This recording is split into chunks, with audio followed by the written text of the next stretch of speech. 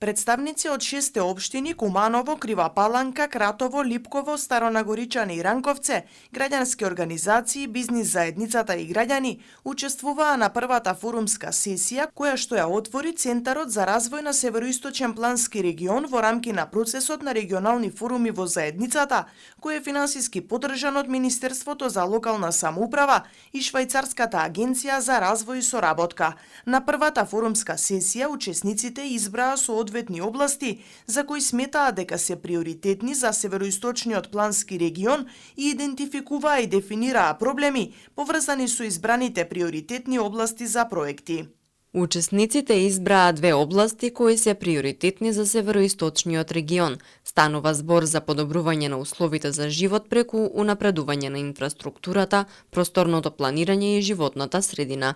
Втората област е интеграција на развојот на земјоделството, руралниот развој и туризмот во регионот.